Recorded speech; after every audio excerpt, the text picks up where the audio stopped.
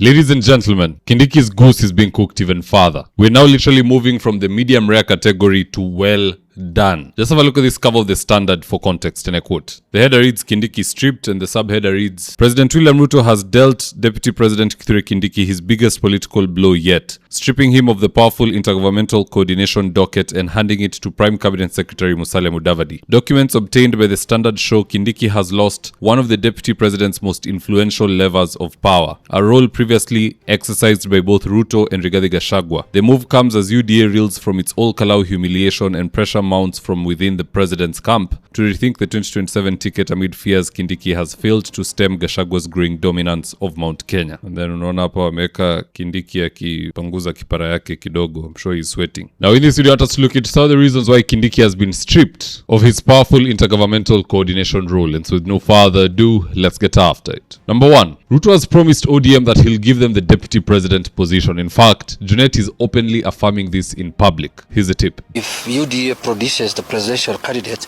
ODM must produce the deputy presidential candidate so that the two parties can be together in the next election. So it's a confirmed position that we will go for the deputy president's position. Ruto will delete Kindiki. It's not even a matter of if, it's a matter of when. Because in politics, never say never. Gachagua never thought it's possible for him to become the first impeached deputy president. He set that history. Kindiki might not be thinking he could be the second, but there's always another Mwengi Mutuse around the corner. There's always another Aaron Cheriot moving around with 10 billion to bribe members around the corner. So be very careful, Mr. Kindiki. Second reason why Ruto stripped Kindiki of his intergovernmental coordination duties is to prevent him from chairing full cabinet meetings like he used to in the past. In fact, it's Kindiki's last full cabinet meeting.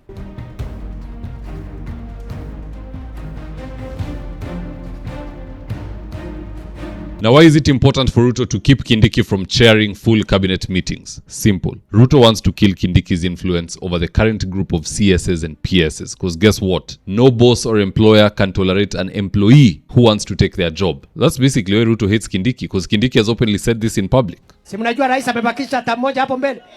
Alafu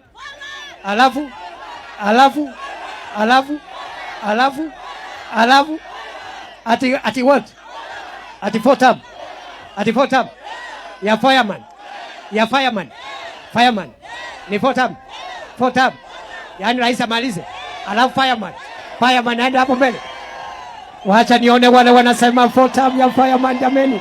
I mean, even King Saul wanted to kill King David in the Bible. So this isn't new. Let our King Saul of Sugoi do his worst. Now, do I feel any empathy for Kindiki? No, not really, because none of us elected him, but out of goodwill, let me just caution him in regards to what's about to happen if it's not already happening. Insults are going to start coming your way. From the class 2, class 3, iyo kikundi ya Ruto. When they push you and you don't want to move, they will start mistreating you and insulting you. Remember, these are the same people who used to send such audios to Rigathi Gachagua. Wewe ni matako sana wewe shetani. Wewe tulikusaidia mtu mjinga, mtu bubu. Wewe ni mtu kasia. Wewe nataka nikwambie na usikie vizuri. Hautawahi kuwa chochote hii Kenya. Na namba 2, utuletee mashamba unasema tumeiba. Hata point moja just bring na useme ndio hii. Sudu liba hii. Ama William aliiba hii. Ama Korora liba hii. Wewe ni mtu mafi. Na wacha nikwambie wewe Rigiji. Utajua sisi ni wanaume tulitahiriwa. Tuko na makenda ya kutosha. Matako wewe. So Kindiki, just wait for the insults. They are coming. Shida Kindiki though is the fact that anaishi in a fairy tale with sunshine and maple syrup. Yeye haoni what is happening around him. He's just living in a world of denial because last I checked, in the middle of all this storm, this is what he's saying on his X page. 2 words. Fake news. Denial ni mbaya. You could be going through something na unasema hapana, hiyo ni fake, hakuna kitu kama hiyo, yet it's truly happening. I really pity Kindiki. In fact, let me just sample a few responses to Kindiki's 2-worded tweet. Easter said, hata ya Gachagua ilianza hivyo, ongeza hiyo kipara sabuni kavu. Malava said, there was a particular president who didn't do well with DPs. Tafakari. He's trying to say that all presidents from Kalenjin Nation never stick to their deputy presidents. Inakuanga tabu. And it's true. Moi had so many. He had Mudavadi, he had Kibaki, he had Nani.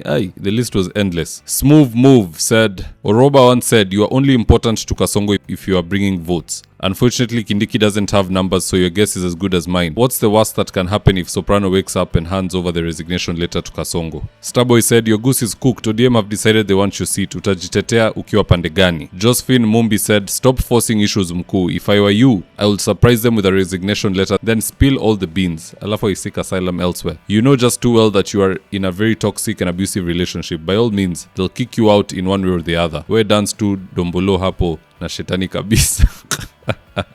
Soon atakumeza na utasaulika kabisa. But what say you guys? Do drop me your comments in the comment section below and I'll do best to read them and to give you a response. So without here, today's ads of the day. Enhance your credit management skills at the Kenya School of Credit Management. They offer a 4-month online course where you get to learn credit analysis and relationship management, a highly sought after skill in our current leading market. To get started, call 0727 499 561 or 0722 712 669 or visit www.creditschoolmanagement.net. Register now ahead of next month's cohort. Interior design is one of those things you can't afford to get wrong.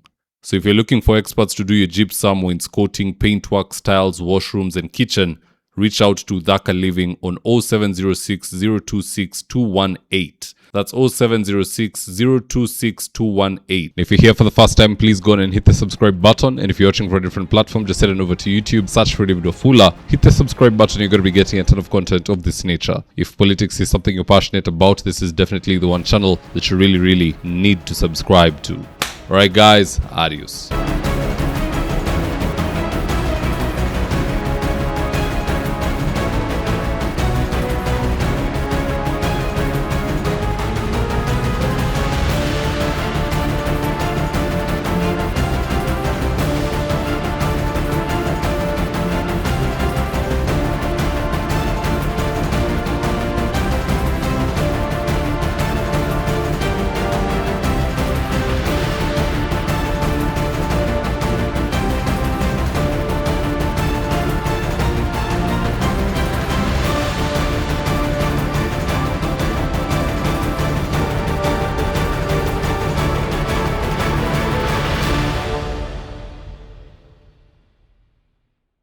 Thank you for choosing David Wafula as your primary news platform.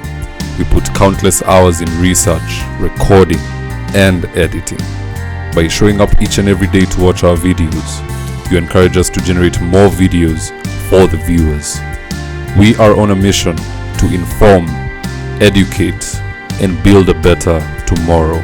To our thousands of followers in a world full of presidents, kings, and queens, you are the real gem. Adios.